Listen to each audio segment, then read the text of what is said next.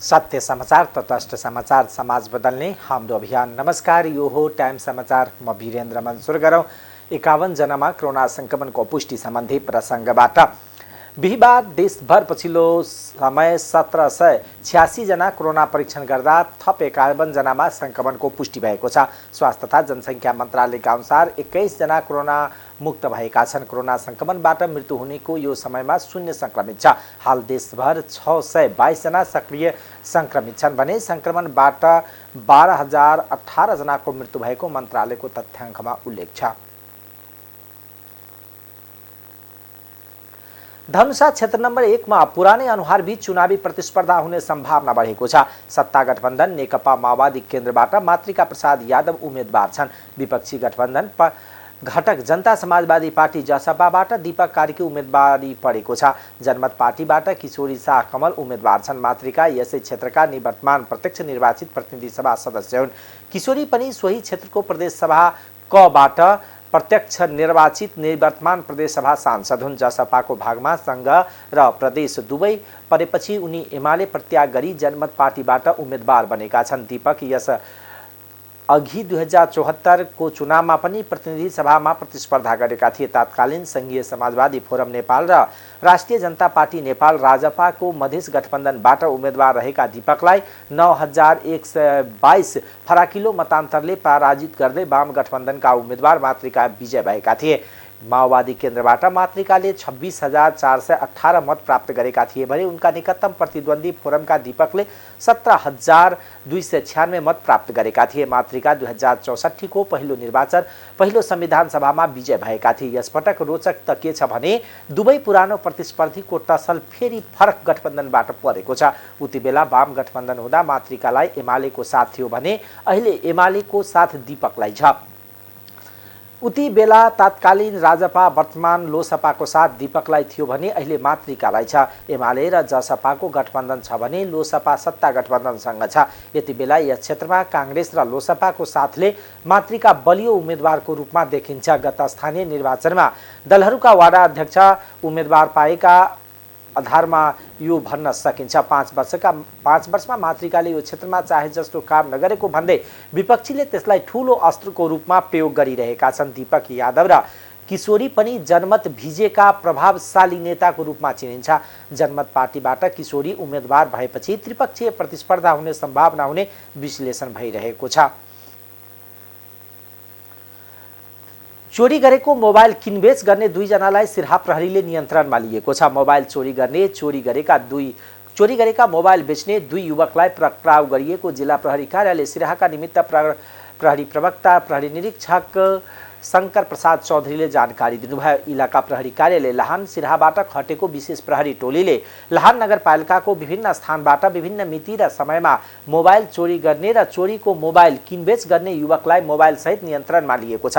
पक्राउ पर्नेमा लाहान नगरपालिका 23 बस्ने भरत कुमार यादव र 24 वर्षीय जीवस कुमार यादव रहेका छन्। भरतले मोबाइल चोरी गर्ने गरेको र जीवसले सो मोबाइल बेच्दै गरेको प्रहरीले जनाएको छ। प्रहरीले उनीहरूको साथबाट विभिन्न ब्रान्डका 6 वटा फोन बरामद गरेको निमित्त प्रवक्ता प्रहरी निरीक्षक चौधरीले बताउनुभयो। यस सम्बन्धमा थप अनुसन्धान भइरहेको जिल्ला प्रहरी कार्यालय सिराहाले जनाएको छ। सप्तरीमा सशस्त्र प्रहरीको असैको हत्या आरोपमा सहकर्मी नै पक्राउ परेका छन्। सप्तरीको छिनबस्ता गाउँपालिका गोविन्दपुर स्थित सशस्त्र प्रहरी बलका असै सत्यनारायण यादवको हत्यामा सहकर्मीकै संलग्नताको आशंकामा एक प्रहरी जवानलाई सप्तरी प्रहरीले नियन्त्रणमा लिएको छ। त्यस्तै सशस्त्र प्रहरी बलले बुधबार राजविराज स्थित सशस्त्र प्रहरी गण 6 नम्बरका गणपति सशस्त्र प्रहरी उपरीक्षक प्रदीप खड्कालाई मुख्यालयमा तानेको छ। गत असोज 20 गते बिहान सशस्त्र प्रहरी बलगण 6 नम्बर हेडक्वार्टर राजविराजमा दरबन्दी भई बोर्डर आउटपोस्ट बीओपी छिनमस्तामा कार्यरत सशस्त्र प्रहरी सहायक निरीक्षक सत्यनारायण यादव सीमावर्ती बिहार राज्यको मधुबनी जिल्ला अन्तर्गत जिरोगा पुनर्वासा स्थित घोरदह खोलामा मृत फेला परेका हुन्। घटनाको अनुसन्धानका लागि प्रदेशबाट पनि नेपाल प्रहरीको अनुसन्धान टोली सप्तरी गएको छ। प्रहरी स्रोतका अनुसार उनको हत्यामा सशस्त्र प्रहरी जवान होम बहादुर खत्री प्रत्यक्ष रूपमा संलग्न रहेको प्रमाणहरू फेला परेका छन्। प्रहरी जवान अहिले प्रहरी नियन्त्रणमा छन्। यद्यपि प्रहरीले यस प्रकरणबारे आधिकारिक रूपमा केही जानकारी दिएको छैन। आरोपी सशस्त्र प्रहरी जवान खत्रीको दरबन्दी अन्यत्रै रहे पनि माथिल्लो तहको अधिकारीको निर्देशनमा छिन्मस्ता नाका कार्यरत थिए। सशस्त्र प्रहरी स्रोतका अनुसार जवान खत्री सहायक हवलदारबाट घटुवा भएर जवान भएको व्यक्ति हुन्। नेकपा एमालेबाट प्रतिनिधि सभा चुनावमा टिकट पाउन नसकेका नेता भीम रावलले पार्टी नछोड्ने घोषणा गर्नुभएको छ। काठमाडौँमा पत्रकार सम्मेलन गरेर उहाँले यस्तो घोषणा गर्नुभएको हो। उहाँले पार्टीभित्र र पार्टी बाहिर ओलीले गरेको स्वेच्छाचारी निर्णयको आफूले सधैँ विरोध गरिरहेको बताउनुभयो। पार्टी विभाजन रोक्नका लागि आफूसँग भएका 10 बुन्दे सहमति पनि ओलीले कार्यान्वयन नगरेको आरोप रावलले लगाउनुभयो। उहाँले आफूले टिकट नपाए पनि मङ्सिर 4 गते हुने चुनावमा योग्य उम्मेदवारलाई जिताउन लाग्ने बताउनुभयो। रावलले नेकपा एमालेले समर्थन गरेका सबै उम्मेदवारका लागि मत माग्न नसक्ने बताउनु भएको छ। उहाँले एमाले नेतृत्वले विगतमा एमालेकै विरोधी रहेकाहरूलाई समेत टिकट दिएको भन्दै उनीहरूका लागि मत माग्न नसक्ने बताउनुभयो। उहाँले पार्टीभित्र र पार्टी बाहिर ओलीले गरेका स्वेच्छाचारी निर्णयको आफूले सधैँ विरोध गरिरहेको बताउनुभयो। पार्टी विभाजन रोक्नका लागि आफूहरूसँग भएको 10 बुन्दे सहमति पनि ओलीले कार्यान्वयन नगरेको रावलले आरोप लगाउनुभयो। अनुसरण भयो कि अपज्ञा भयो भन्ने हो। यसर्थ मेरो उम्मेदवारीबारे उक्त प्रकारले गरिएको विधिवत सिफारिसबारे मसँग कुनै परामर्श नगरी नसोधी नेकपा एमालेका निम्ति कुनै योगदान नगरेको र सिफारिस नै नभएको व्यक्तिको नाम उम्मेदवारका रूपमा अगाडि सार्ने पार्टी अध्यक्ष केपी ओली लगायतले गरेको निर्णय प्रथम दृष्टिमा नै स्वेच्छाचारी, अन्यायपूर्ण र गलत छ। यस्तो निर्णयले सुदूरपश्चिम प्रदेश र अछाम जिल्लाका जनता तथा पार्टी सङ्गठनमा रहनुभएका नेता र कार्यकर्ताको घोर अपमान भएको छ तथा पार्टीको हित र एकतामा आघात पुर्याएको छ। अर्थ कसरी पुरा गर्ने भन्नेमा मात्र केन्द्रित गराइँदैछ। समानुपातिक उम्मेदवार छनौटलाई नेता विशेषको गुट स्वार्थ पुरा गर्ने र लेनदेनको माध्यम बनाइँदैछ। निर्वाचनमा नेपालको संविधानले निर्दिष्ट गरेको राजनीतिक, आर्थिक, कूटनीतिक र राष्ट्रिय सुरक्षाको पक्षप्रति व्यवस्था गर्दै कतिपय प्रमुख राजनीतिक पात्रहरू र राज्य सञ्चालकहरूका चरम स्वेच्छाचारी कामकुरा र चरित्र छरपष्ट भइरहेका छन्। स्वच्छ प्रतिस्पर्धा र सुशासनलाई विकृत र कमजोर तुल्याउँदै लोकतन्त्रलाई दलीय निरङ्कुशता र तानाशाहीमा पतन गराइँदैछ। यसरी राजनीतिलाई निहित स्वार्थ पूर्ति गर्ने सिद्धान्तहीन, नीतिहीन र गन्तव्यहीन घोर अवसरवादी विकृत खेलमा परिणत गरिँदैछ। यस्तो स्थितिमा देश र जनताप्रति संवेदनशील सबै राजनीतिक दलमा रहेका नेता र कार्यकर्ता, बुद्धिजीवी, नागरिक समाज, पत्रकार जगत, राष्ट्र सेवक, पेशा व्यवसायी तथा देशभक्त जनताले फराकिलो सोचका साथ गम्भीर रूपमा चिन्तन मनन गरी अग्रसर हुनु आवश्यक देखिएको छ। उक्त स्थितिमा परिवर्तन गरी राष्ट्रिय राजनीतिलाई भ्रष्टाचार, बाह्य हस्तक्षेप र व्यथितिबाट मुक्त गरी संविधान सम्मत, सिद्धान्त सम्मत आदर्शको बाटोमा ल्याउनु अत्यावश्यक छ। यस सन्दर्भमा हाल चलिरहेको सङ्घीय प्रणाली अन्तर्गत केन्द्र, स्थानीय तह र प्रदेशका क्रियाकलाप तथा त्यसबाट देश र जनताको तत्कालीन एवं दीर्घकालीन हक हितमा परिरहेको असरबारे समीक्षा र पुनरावलोकन गरिनुपर्ने देखिसकेको छ। उम्मेदवारी रोकिनुमा स्वदेशी तथा विदेशी प्रतिक्रियावादीहरूले गाँच्दै आएको राजनीतिक परिवेशका वाहकहरू जिम्मेवार रहेको सर्वत्र चर्चा छ। पार्टीलाई कसैको निजी संस्था ठानेको छैन। मैले अघि नै भने अन्तिम विद्युतसम्म पनि यो पार्टीको जुन ठुलो विशाल देशभक्तहरूको पङ्क्ति छ त्यसले सङ्घर्ष गरेर पार्टीलाई ठिक ठाउँमा ल्याउँछ कि भन्ने अपेक्षा अझै मैले छोडेको छैन। यदि अहिले जसरी दक्षिणपन्थी प्रतिक्रियावादीहरूसँग तालमेलको नाममा साँठगाँठ गरिँदैछ र म एउटा अर्को तपाईँलाई महत्त्वपूर्ण कुरो सुनाउँछु। अघि जुन मैले अमेरिकी राज्य साझेदारी कार्यक्रम सन् 2019मा तत्कालीन परराष्ट्र मन्त्री अमेरिका गएर त्यो गराइयो र त्यति बेला कुनै कागज छैन भनियो। त्यसमा हामीले कागज मागेका थियौँ। मैले भनेको थिएँ तपाईँहरू यो मिलेनियम च्यालेन्ज कर्पोरेसन MCCसँगको सम्झौताबारे जुन पूर्व प्रधानमन्त्री झलनाथ खनालजीको संयोजक तपाईँ एउटा कार्यदल बनेको थियो, त्यो कार्यदलले हेर्नुहोस् यो पत्र तत्कालीन महासचिव, यो पार्टीबाट बनेको कार्यदल हुनाले महासचिवलाई लेखेको पत्रमा दस्तावेजहरू उपलब्ध गराइदिने भनेर पत्र लेखेको छ र त्यो पत्रमा नेपाल र अमेरिका जोएको स्टेट पार्टनरसिप कार्यक्रम सम्बन्धी सम्पूर्ण कुरा दिनु भनेको छ, तर दिइएन भनेर चाहिँ मैले उल्लेख गरेँ। यो तपाईँको प्रश्नको सन्दर्भमा मैले किन भनेको भने देश र जनताका समस्याहरू हाम्रा आफ्ना समस्याहरू भएको हुनाले त्यसलाई अन्तिम बिन्दुसम्म पनि त्यो सुधार हुन्छ कि त्यसलाई ठिक बाटोमा ल्याउन सकिन्छ कि र नेकपा एमालेका कार्यकर्ताहरूले त्यो बाटोमा सार्थक पाइला चाल्छन् कि भनेर मैले त्यसको लागि अन्तिमसम्म प्रयास गरेको हुँ। अब त्यो भोलि मैले त्यसैले अघि भनेको छु, आगामी दिनमा राष्ट्रिय राजनीतिको गति र पार्टीको मति अनुरूप मैले पाइला चाल्नेछु मैले भनेको छु।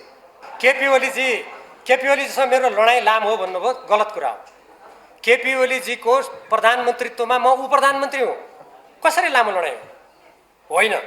उहाँलाई म 32 सालदेखि केन्द्रीय कारागारबाट चिन्दछु, त्यो पनि होइन। कुरो के हो भने जब राजनीतिक दलहरू सिद्धान्त छोड्छन्, नीति छोड्छन्, जब गलत बाटोमा जान्छन्, त्यसभित्रका इमान्दार कार्यकर्ताले त्यसको विरुद्ध लड्नु पर्ने हुन्छ। यो चित्कार होइन, यो राजनीतिक र वैचारिक सङ्घर्ष हो। मलाई सर्वसम्मत रूपमा सिफारिस गर्नुभयो। अब त्यहाँका जनता कार्यकर्ताका भावना, उनीहरूका भनाइ के हुन्छन्, त्यसलाई म गम्भीर रूपमा हेर्छु। मैले आफ्नो भूमिका संसदमा नभए पनि देशभक्त नागरिकको हैसियतबाट म निरन्तर सशक्त रूपमा उठाइरहन्छु। त्यो विभिन्न माध्यमबाट अभिव्यक्त होला, यद्यपि संसदमा औपचारिक रूपमा गरियो जस्तो नहुन सक्छ। उहाँले आफू टिकट नपाए पनि मङ्सिर 4 गते हुने चुनावमा योग्य उम्मेदवारलाई जिताउनमा लाग्ने बताउनुभयो। काठमाडौँ जिल्ला अदालतले बलात्कारको अभियोगमा प्रहरी हिरासतमा रहेका सन्दीप लामिछानेलाई थप 5 दिन हिरासतमा राख्न अनुमति दिएको छ। म्याद थपका लागि बिहिबार जिल्ला अदालतमा उपस्थित भएका लामिछानेलाई न्यायाधीश सूर्य बहादुर थापाको बेन्चले 5 दिन म्याद थप गरेको हो। असोज 20 गते पक्राउ परेका लामिछानेलाई यसअघि अदालतले 7 दिन थुनामा राखेर अनुसन्धान गर्न अनुमति दिएको थियो। लामिछानेमाथि अनुसन्धान चलिरहेको भन्दै प्रहरीले पुनः 7 दिन थुनामा राख्न अनुमति मागेको थियो। लामिछाने वकिल वरिष्ठ अधिवक्ता सरोज कृष्ण घिमिरेले प्रहरीले थप 7 दिन हिरासतमा राख्न अनुमति मागे पनि आफूहरूले मुद्दा लम्बिने भन्दै 3 दिन मात्र समय दिनुपर्ने माग गरेको बताउनुभयो। तर अदालतले 5 दिन म्याद थप गरेको बताउँदै घिमिरेले सो अवधिमा बयान सकिए कार्तिक 1 गते मुद्दा दर्ता होस् भन्ने आफूहरूको चाहना रहेको जिकिर गर्नुभयो। अवस्था छ हैन।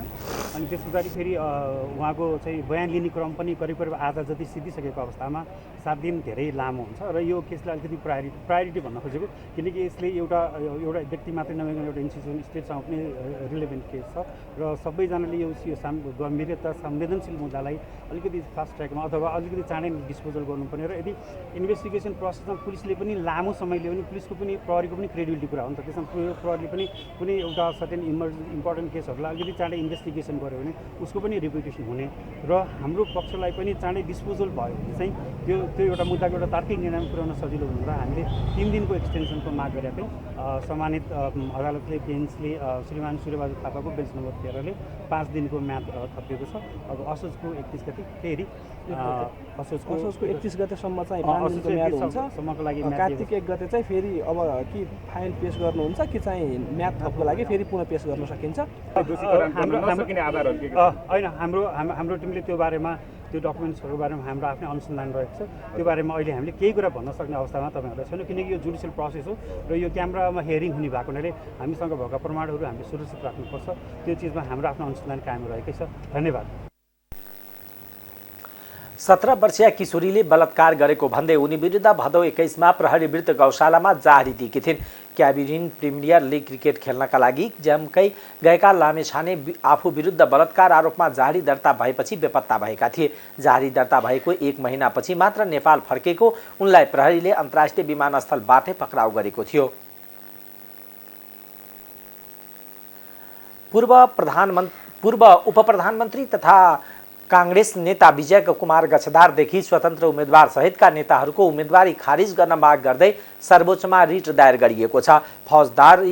भ्रष्टाचार, फौजदारी कसुर र नैतिक पतनदेखि नै कसुरमा मुद्दा खेपिरहेका ती उम्मेदवारको उम्मेदवारी खारिज गर्न माग गर्दै सर्वोच्च अदालतमा बिहिबार रिट दायर गरिएको छ। अधिवक्ता अनिल आचार्यले बिहिबार प्रतिनिधि सभा तथा प्रदेश सभाका 11 जना उम्मेदवार र निर्वाचन आयोग, प्रधानमन्त्री तथा मन्त्री परिषदको कार्यालय र कानुन मन्त्रालयलाई विपक्षी बनाई रिट दर्ता गराएका हुन्।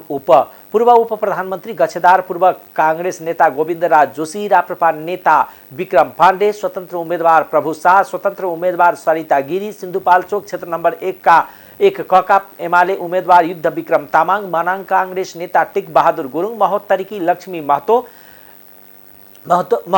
लक्ष्मी महतो, झापा 5 ख का माओवादी केन्द्रका उम्मेद्वार गगन भन्ने रेवत राज पुरी रहेका छन्। उनीहरू निष्कलङ्क नरहेको, भ्रष्टाचार तथा फौजदारी कसुरमा मुद्दा चलिरहेको वा सजाय पाएका व्यक्तिहरू रहेको भन्दै उनीहरूको उम्मेदवारी खारिज गर्न माग गरिएको हो। अधिवक्ता आचार्यले बिहिबार सर्वोच्च अदालतमा दर्ता गराएका रिटमा निर्वाचन आयोग, प्रधानमन्त्री तथा मन्त्री परिषदको कार्यालय र कानुन न्याय तथा संसदीय मामला मन्त्रालयलाई विपक्षी बनाइएका छन्। निर्वाचन आयोगले आगामी चुनावमा मत सर्वेक्षण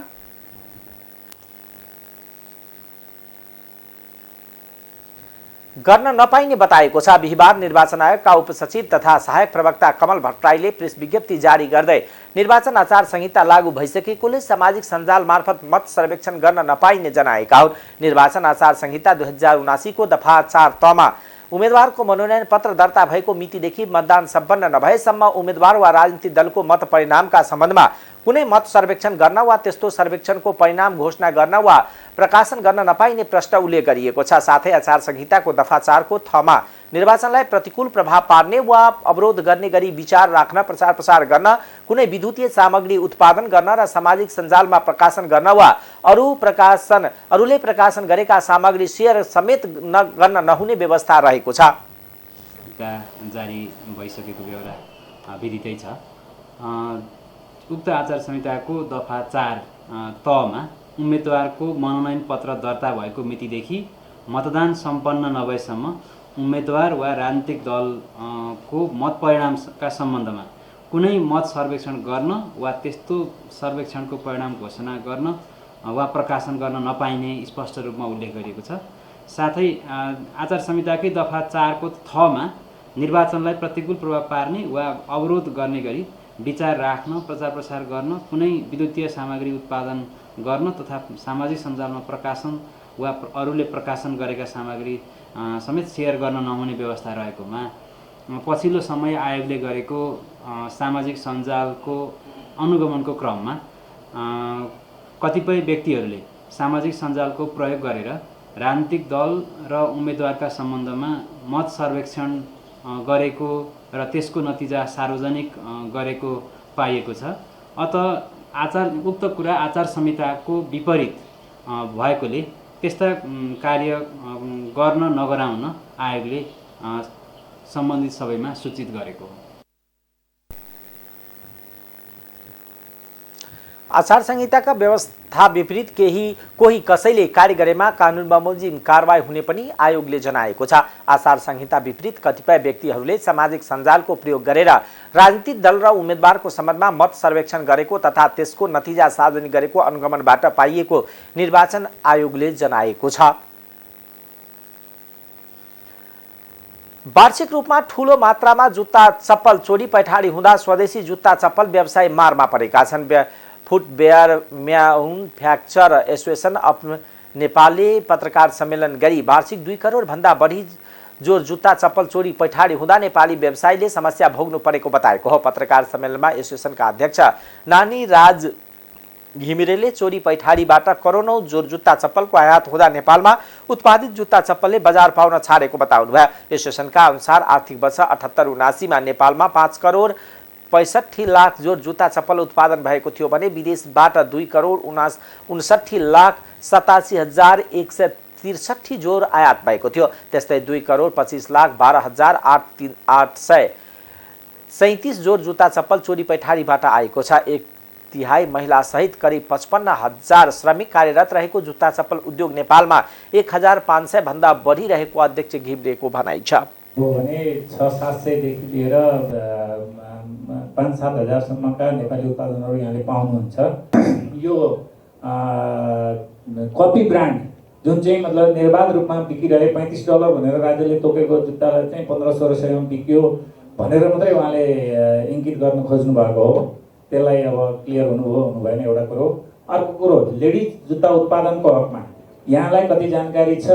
आजको डेटमा त्यो उसमा मेड इन जुनसुकै लेखिएको भए पनि जस्तो तपाईलाई नै मैले इङ्गित गरेर भन्न मिल्छ मिल्दैन, तपाईहरू जस्ता हामी जस्ता उपभोक्ताहरूलाई मेड इन नेपाल लेखे यो नेपाली हो भनिसकेपछि नेपाली रहेछ भन्ने जुन एउटा छ नि, हामीलाई नेपाल प्रतिको नेपाली उत्पादन प्रतिको वितृष्णा भनौँ त्यसलाई।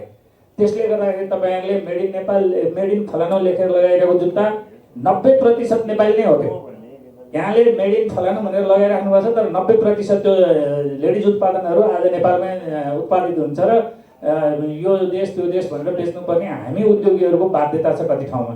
सामान लगेर नयाँ सामान र नयाँ डिजाइनका सामानहरू लन्च गर्ने पनि व्यवस्था गरिसकेका छौँ। त्यसले गर्दाखेरि त्यो विषयमा पनि यहाँहरू कन्फ्युज नहुँदा हुन्छ। गर्नुभयो 16 करोड जो जुत्ता उत्पादन गर्ने क्यापासिटीमा हामी छौँ निजी उद्यमीहरू, र जसमा हाम्रो उद्योग चाहिँ आज 35% भन्दा क्यापासिटीमा चल्न सकेको छैन। 16 करोडको ठाउँमा हामी 5 करोड चान्चुन जुत्ता उत्पादन गरेर बसिरहेका छौँ। यो अवस्थामा आएर राज्यले फेरि नयाँ उद्योग खोल्छ भने र हामी निजी उद्योगीहरूलाई के भन्न खोज्छ, तिमीहरू चाहिँ आफ्नो उद्योग बन्द गरेर जा, हामी चाहिँ उद्योग खोल्छौँ भन्ने अवस्था त आउनु यो पक्कै पनि राम्रो नहोला, यो दुर्भाग्यपूर्ण नै हुन्छ होला। आर्थिक वर्ष 78-79 में नेपालबाट 1,88,34,117 रुपियाँको जुत्ता चप्पल निर्यात भएको थियो। एसोसिएसनका उपाध्यक्ष सूरज बन्जारेले 30 अर्ब व्यवसायीको लगानी र 4 अर्बभन्दा माथि बैंक लगानी रहेको नेपालको जुत्ता चप्पल क्षेत्रलाई बचाउन सरकारले विशेष ध्यान दिनुपर्ने बताउनुभयो। उहाँले भन्सार नाकामा गस्ती बढाउनका साथै सीमा नाकामा रहेका जिल्ला प्रशासन लगायतका राजस्व अनुसन्धान कार्यालयले बढी सक्रियताका साथ चोरी पैठारी नियन्त्रणमा लाग्नुपर्ने बताउनुभयो। स्वदेशी उत्पादनलाई प्रवर्धन गर्नका लागि सबै सरकारी निकायमा कार्यरत कर्मचारीले अनिवार्य रूपमा नेपालमा उत्पादित जुत्ता चप्पल प्रयोग गर्न एसोसिएसनले आग्रह समेत गरेको छ। अब आर्थिक समाचार।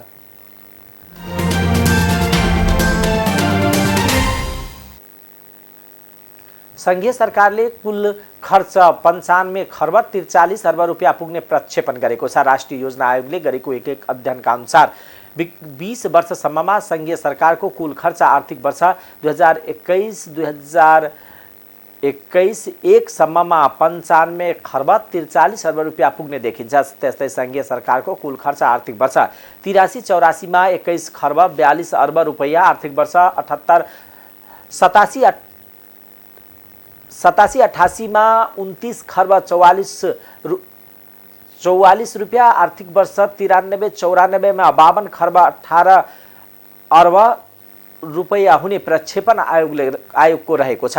यसरी आगामी आर्थिक वर्षहरूमा सरकारको कुल खर्चमा हजारौं गुणा वृद्धि हुने देखिन्छ, जसमा चालू खर्च आर्थिक वर्ष 83-84 मा 15 खर्ब 56 अर्ब रुपैयाँ, आर्थिक वर्ष 87-88 मा 20 खर्ब 53 अर्ब रुपैयाँ र 93-94 मा 36 खर्ब 74 अर्ब रुपैयाँ र आर्थिक वर्ष 2021 मा 65 खर्ब 22 अर्ब रुपैयाँ पुग्ने देखिन्छ। त्यस्तै पुँजीगततर्फ आर्थिक वर्ष 83-84 मा 4 खर्ब 9 अर्ब रुपैयाँ, आर्थिक वर्ष 87-88 मा 6 खर्ब 16 अर्ब रुपैयाँ, आर्थिक वर्ष 93-94 मा 11 खर्ब 36 अर्ब रुपैयाँ र आर्थिक वर्ष 21 मा 23 खर्ब 29 अर्ब रुपैयाँ पुग्ने देखिन्छ। वित्तीय व्यवस्थापनतर्फ आर्थिक वर्ष 83-84 मा 1 खर्ब 77 अर्ब रुपैयाँ, आर्थिक वर्ष 87-88 मा 2 खर्ब 75 अर्ब रुपैयाँ, आर्थिक वर्ष 93-94 मा 4 खर्ब 8 अर्ब रुपैयाँ र आर्थिक वर्ष 2021 मा 6 खर्ब 92 अर्ब रुपैयाँ पुग्ने देखिन्छ। आयोगको सरकारी कोषको सञ्चय संरचना अवस्था र प्रवृत्तिका अध्ययन प्रतिवेदन 2079 अनुरूप समुलेसन मार्फत आएका तथ्याङ्कहरूको औसतका आधारमा राजस्व खर्च प्रक्षेपण गरिएको हो। यता विक्रम सम्वत 2072 मा संघीयता लागू भए पश्चात प्रशासनिक खर्चमा आएको वृद्धिका कारण चालू खर्चमा ठूलो उछाल आएको छ। 2-3 वर्षको अवधिमा चालू खर्च दोब्बर भन्दा बढी भयो भने त्यही परिणाममा राज्यको आम्दानीको वृद्धि हुन सक्नेछ। अहिलेको अवस्थामा राज्यको आम्दानीले चालू खर्च मात्र धान्दछ। आउने दिनमा हाम्रा चालू खर्च र विकास खर्च धान्न आम्दानीका स्रोतहरूको विद्यमान संरचना अमूल परिवर्तन अपरिहार्य रहेको छ। यस प्रक्षेपणमा सार्वजनिक स्रोत व्यवस्थापन मार्फत समृद्ध नेपाल निर्माणको महायोगमा सहयोग गर्न यस विषयमा विभिन्न सरकारवाला तहहरूबाट बहुक्षेत्रीय ढङ्गले अध्ययन, समीक्षा र मूल्याङ्कन गर्न परिपाटी संस्थागत गर्नुपर्ने देखिन्छ। अब अन्तर्राष्ट्रिय समाचार।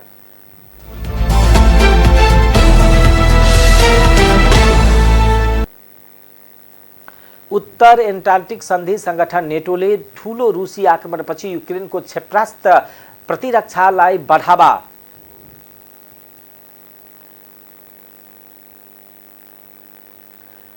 बढावा दिने बताएको छ।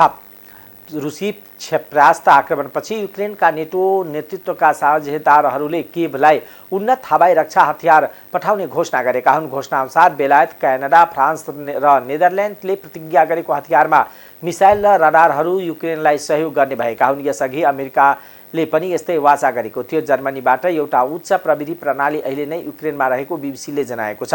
ब्रसेल्समा रहेको नेटोका मुख्यालयमा 50 देशका सहयोग भेला भई युक्रेनको क्षेपणास्त्र प्रतिरक्षालाई बढावा दिने घोषणा गरेका हुन्। रुसले सोमबार र मङ्गलबार 100 भन्दा बढी क्षेपणास्त्र प्रहार गरेको र दर्जनौं ड्रोन प्रयोग गरी ऊर्जा पूर्वाधार र अन्य गैर सैन्य लक्ष्यलाई प्रहार गरेको युक्रेनले बताएको छ। सोमबार पहिलो दिन कम्तीमा 19 जनाको मृत्यु भएको थियो। रुस युक्रेन युद्धका कारण एसियाली क्षेत्रको अर्थतन्त्रमा व्यापक असर परेको छ। व्यापार र वित्तीय बजारको अनिश्चितता र मुद्रास्फीतिको सन्दर्भमा व्यापक रूपमा असर परेको अन्तर्राष्ट्रिय मुद्रा कोष IMFले जनाएको छ। एसियाको रुससँग त्यति धेरै बलियो व्यापार सम्बन्ध छैन, तर युरोपसँग एसियाली बजारमा सम्बन्ध निकट छ। युरोपको समग्र बजारमा युक्रेन युद्धको प्रभाव देखिएको यसले एसियाली देशको बाह्य मागमा असर गरेको IMF को एसिया तथा प्रशान्त विभागका निर्देशक कृष्णा श्रीनिवासनले बताउनुभयो। युद्धपछि खाद्यान्न तथा सामग्रीको मूल्यमा उच्च वृद्धि भएको उहाँको भनाइ छ। रुसले गएको फेब्रुअरी 24 देखि युक्रेनमा आक्रमण सुरु गरेको हो। युद्धको सुरुवातदेखि नै इन्धन तथा खाने तेलमा भारी वृद्धि भएको थियो। भेनेजुएलामा बाढी र पहिरोमा जनजीवन अस्तव्यस्त बनेको छ। स्थानीय सञ्चार माध्यमका अनुसार हालसम्म 43 जनाको मृत्यु भएको छ भने 50 बढी बेपत्ता भएका छन्। भेनेजुएलाको उत्तरी आर्गो प्रान्तमा केही दिनदेखिको अविरल वर्षापछि आइतबार बाढी आएको र पहिरो खसेको थियो। भेनेजुएलाका सरकारले प्रभावित क्षेत्रमा 300 टन खाद्यान्न र पानी वितरण गरेको सरकारी अधिकारीहरू जानकारी दिएका छन्। 3000 भन्दा बढी सदस्यहरू पुलिस र दमकल विभागहरू, नागरिक सुरक्षा एजेन्सी र बोलिभियन राष्ट्रिय सशस्त्र बलहरू उद्धार प्रयासमा मद्दत गर्न खटाएको छ। हाल बेपत्ता भएका व्यक्तिको खोजी जारी राखिएको। सङ्कटका क्षेत्रमा नागरिकलाई सुरक्षित स्थानमा हस्तान्तरण गरिएको छ। अब खेलकुद समाचार।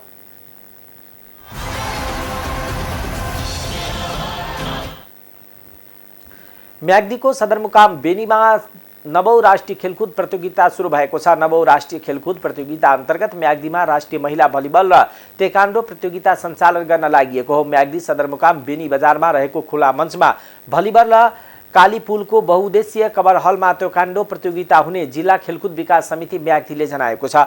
कार्तिक 2 गतेसम्म हुने महिला भलिबल र टेक्वान्डो प्रतियोगितामा देशभरका 600 जना भन्दा बढी खेलाडी तथा अफिसियलहरूको म्याग्दी पुग्नेछन्। महिला भलिबलमा 7 प्रदेश र विभागीय टिम सहित 10 र टेक्वान्डो प्रतियोगितामा 7 प्रदेश विभागीय तथा NRN सहित कुल 11 वटा टिमले सहभागिता जनाउनेछन्। टाइम समाचार अहिलेको लागि यति नै। हेर्दै गर्नुहोला टाइम्स टेलिभिजन। नमस्कार।